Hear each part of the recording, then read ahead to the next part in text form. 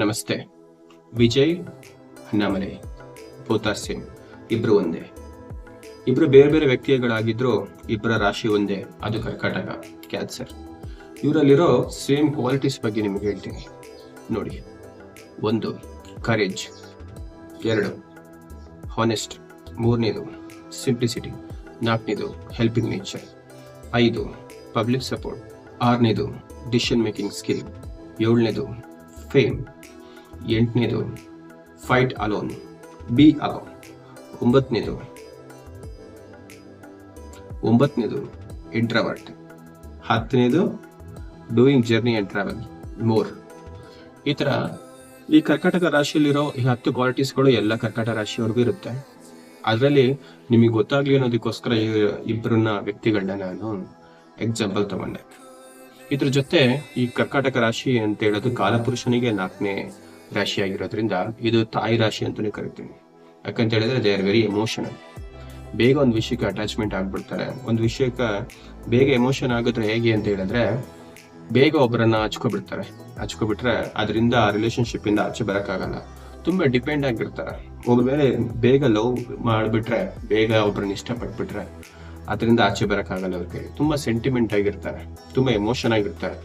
ಈ ಚಂದ್ರ ಹೇಗೆ ಶುಕ್ರ ಮತ್ತೆ ಶುಕ್ಲ ಪಕ್ಷ ಕೃಷ್ಣ ಪಕ್ಷ ಅನ್ನೋ ಹಾಗೆ ಇವರ ಲೈಫ್ ಕೂಡ ಅಪ್ ಅಂಡ್ ಡೌನ್ಸ್ಗಳು ಜಾಸ್ತಿ ಇರುತ್ತೆ. ಇವ್ರ ಮೈಂಡ್ ಕೂಡ ಮೂಡ್ ಸ್ವಿಂಗ್ ಆಗ್ತಾ ಇರುತ್ತೆ. ಕೆಲವೊಂದ್ಸತಿ ಹ್ಯಾಪಿ, ಕೆಲವೊಂದ್ಸತಿ ಮೂಡಿ, ಕೆಲವೊಂದ್ಸತಿ ಡಲ್, ಕೆಲವೊಂದ್ಸತಿ ಹೆಲ್ತ್ ಪ್ರಾಬ್ಲಮ್ ಬರುತ್ತೆ, ಕೆಲವೊಂದು ಟೈಮ್ ಹೆಲ್ತ್ ಕಡಿಮೆ ಆಗುತ್ತೆ, ಕೆಲವು ಹೆಲ್ತ್ ಚೆನ್ನಾಗಿರುತ್ತೆ, ಕೆಲವೊಂದು ಟೈಮ್ ಪಾಸಿಟಿವ್ ಥಿಂಕಿಂಗ್, ಕೆಲವು ಟೈಮ್ ನೆಗೆಟಿವ್ ಥಿಂಕಿಂಗ್ಗಳಾಗುತ್ತೆ. ಮನಿ ಕೂಡ ಇವರಿಗೆ ಕಾನ್ಸ್ಟೆಂಟ್ ಆಗಿ ಯಾವಾಗಲೂ ಒಂದೇ ಥರ ಪ್ರಾಫಿಟ್ಗಳು ಬರಲ್ಲ. ಒನ್ ಟೈಮ್ ಲಾಸ್ ಬರುತ್ತೆ, ಒನ್ ಟೈಮ್ ಪ್ರಾಫಿಟ್ಗಳು ಬರುತ್ತೆ. ಯಾವಾಗಲೂ ಅಪ್ ಅಂಡ್ ಡೌನ್ಸ್ಗಳು ಇವ್ರ ಲೈಫಲ್ಲಿ ಬರ್ತಾನೆ ಇರುತ್ತೆ. ಬಟ್ ಇವರ ಐಡಿಯಾಗಳನ್ನ ಕೂಡ ಚೇಂಜ್ ಮಾಡ್ತಾನೆ ಇರ್ತಾರೆ. ಎಕ್ಸಾಂಪಲ್ ಈಗ Annamalai sir is an engineering student. ನಂತರ ಕ್ರಾಸ್ ಡಿಗ್ರಿ ಆಗಿ ಒಂದು MBA ಮಾಡ್ತಾರೆ. ಮತ್ತೆ ಒಂದು ಗೌರ್ಮೆಂಟ್ ಜಾಬ್ ಆಗುತ್ತೆ ಅವ್ರ ಊರಲ್ಲಿ ಕೊಯಮತ್ತೂರು, ಅದನ್ನ ಬಿಡ್ತಾರೆ. ಮತ್ತೆ IPS ಆಫೀಸರ್ ಆಗ್ತಾರೆ. ಮತ್ತೆ ಅದರಲ್ಲೂ ನಾಟ್ ಇಂಟ್ರೆಸ್ಟೆಡ್, ಅದನ್ನು ರಿಸೈನ್ ಮಾಡಿ BJPಗೆ ಹೋಗ್ತಾರೆ. ಮತ್ತೆ BJPನ ಕ್ಯಾನ್ಸಲ್ ಮಾಡಿ ನಂತರ ಮತ್ತೆ ಸ್ವಂತ ಪಕ್ಷ ಕಟ್ತಾರೆ. ಇದೇ ತರ ಈ ಕರ್ಕಾಟಕ ರಾಶಿಯವರು ಅವ್ರ ಐಡಿಯಾಸ್ಗಳನ್ನ, ಸ್ಕಿಲ್ಸ್ಗಳನ್ನ ಚೇಂಜ್ ಮಾಡ್ತಾನೆ ಇರ್ತಾರೆ. But they are very intelligent and very like to do more travel and services mind.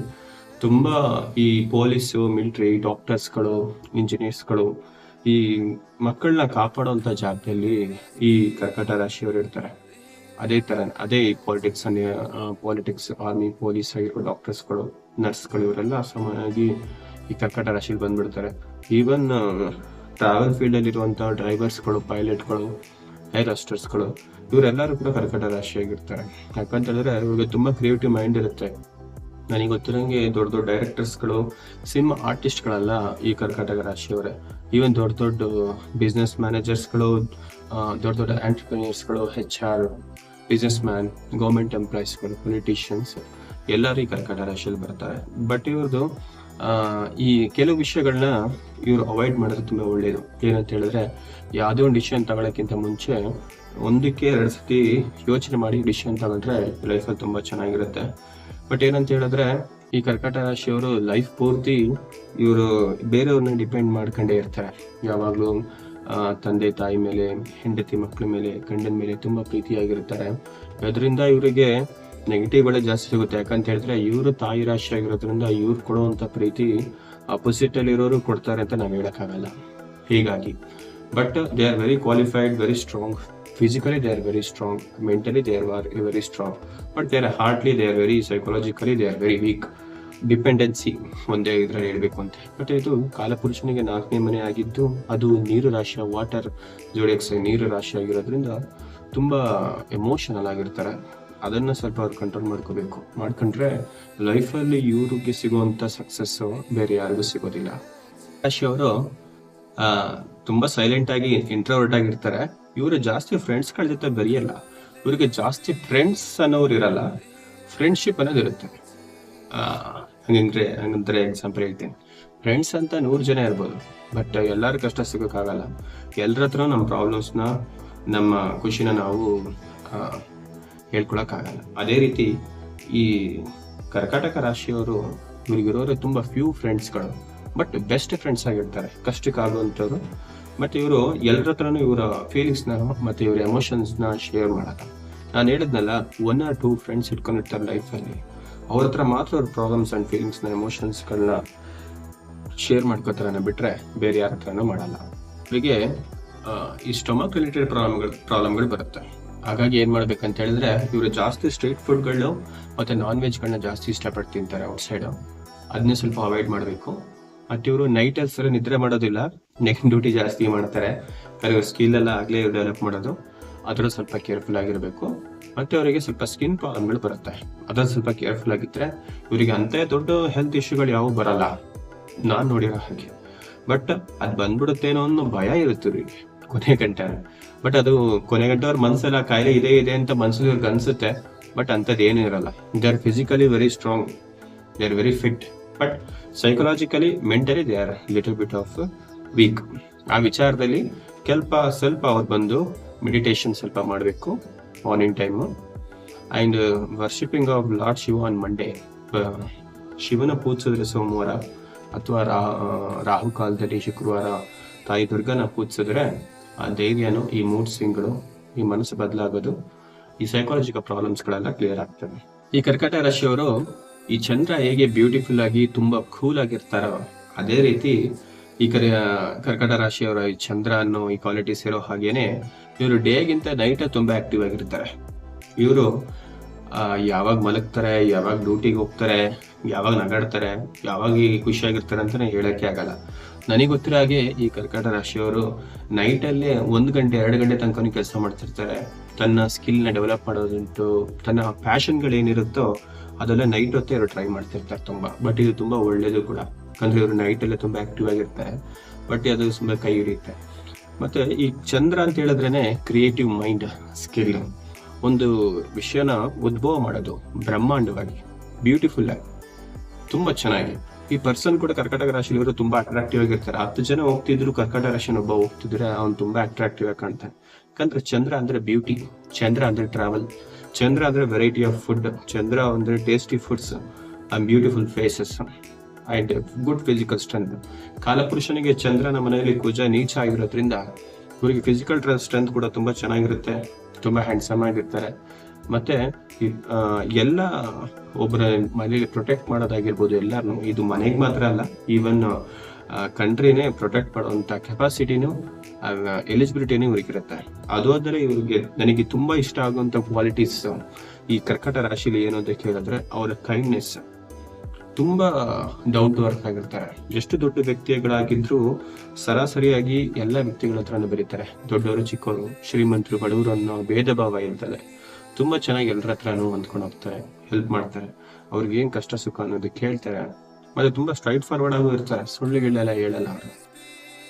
ಇವ್ರು ಬೇಕಾದ್ರೆ ಸ್ವಲ್ಪ ಏನಂತ ಹೇಳಿದ್ರೆ ಎಮೋಷನಲ್ ಆಗಿ ಫೂಲ್ ಆಗ್ತಾರೆ ಅನ್ನೋದು ಬಿಟ್ರೆ, ಫ್ಯಾಮಿಲಿ ಅಥವಾ ಫ್ರೆಂಡ್ಸ್ಗಳ ವಿಚಾರದಲ್ಲಿ ನಾನು ಅವ್ರನ್ನ ಇಷ್ಟಪಟ್ಟೆ, ನಾನು ಅವ್ರನ್ನ ನಂಬಿದೆ. ಬಟ್ ಅವ್ರ ನನ್ನ ಹತ್ರ ಹಾಗಿಲ್ಲ ಅಂತೇಳಿ ತುಂಬಾ ಸಲ ಸೆಂಟಿಮೆಂಟ್ ಆಗಿ ಫೂಲ್ ಆಗಿ ಎಮೋಷನಲ್ ಮಗು ತರ ಆಗ್ತಾರೆ ಅನ್ನೋದು ಬಿಟ್ರೆ, ಇವ್ರು ಯಾರಿಗೂ ಮೋಸ ಮಾಡೋದು ತುಂಬಾ ತುಂಬಾ ಕಡಿಮೆ ಈ ಕರ್ಕಟ ರಾಶಿಯವರು. ಇಂಥ ಪಾರ್ಟ್ನರ್ಗಳು ಹೇಗಿರ್ತಾರೆ, ಇವ್ರು ಸಿಗುವಂತ ಪಾರ್ಟ್ನರ್ ಬಂದು ಇವ್ರಿಗೆ ಡೇಟ್ ಆಪೋಸಿಟ್ ಆಗಿರ್ತಾರೆ. ಇವ್ರು ತುಂಬಾ ಫಾಸ್ಟ್, ಅವ್ರು ತುಂಬಾ ಸ್ಲೋ. ಇವ್ರು ತುಂಬಾ ಕ್ರಿಯೇಟಿವ್ ಆಗಿರ್ತಾರೆ, ಅವ್ರು ಸ್ವಲ್ಪ ಕ್ರಿಯೇಟಿವಿಟಿ ಸ್ಕಿಲ್ ಕಡಿಮೆ. ಇವರು ಯಾರ ಹತ್ರನೂ ವರ್ಕ್ ಮಾಡಕ್ ಇಷ್ಟಪಡಲ್ಲ, ಸೆಲ್ಫ್ ಎಂಪ್ಲಾಯ್ಮೆಂಟ್. ಅವರು ಬೇರೆಯವ್ರು ಏನ್ ಹೇಳ್ತಾರೋ ಅದನ್ನ ಕೇಳ್ಕೊಂಡು ನೀಟಾಗಿ ಕೆಲಸ ಮಾಡ್ಕೊಂಡು ಹೋಗ್ತಾರೆ. ಇವರು ಲಿವಿಂಗ್ ಇನ್ ಸಿಟಿ, ಬ್ರಹ್ಮಾಂಡವಾಗಿ ಮಾಡ್ಬೇಕು ಎಲ್ಲಾದ್ನು. ಬಟ್ ಅವರು ತುಂಬಾ simplicity, very down to earth. ಇವರು ತುಂಬಾ ಟಾಕ್ಟಿವ್ ಆಗಿರ್ತಾರೆ ಕೆಲವೊಂದು ಟೈಮಲ್ಲಿ, ಕ್ರಿಯೇಟಿವ್ ಆಗಿ. ಬಟ್ ಅವರು ತುಂಬಾ ಸಿಂಪಲ್. ಇವರು ಎಮೋಷನಲಿ ಸ್ವಲ್ಪ ವೀಕ್. ಯಾರು? ಕರ್ಕಾಟಕ ರಾಶಿಯವರು. ಅವರು emotionally they are very strong.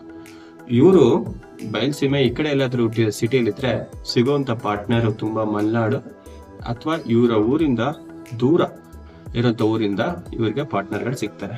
ಇವರಿಗೆ ಮ್ಯಾರೇಜ್ ಸ್ವಲ್ಪ ಲೇಟ್, ಬಟ್ ಲಾಂಗ್ ಲಾಸ್ಟಿಂಗ್ ಇರುತ್ತೆ, ದೀರ್ಘವಾಗಿರುತ್ತೆ, ಅಷ್ಟು ಚೆನ್ನಾಗಿರುತ್ತೆ. ಇವರಿಗೆ ಮದುವೆ ಆದ್ಮೇಲೆ ಒಂದು ಮಗು ಆಗಿದ ತಕ್ಷಣ ಇವ್ರ ಲೈಫ್ ಟೋಟಲಿ ಚೇಂಜ್ ಆಗುತ್ತೆ.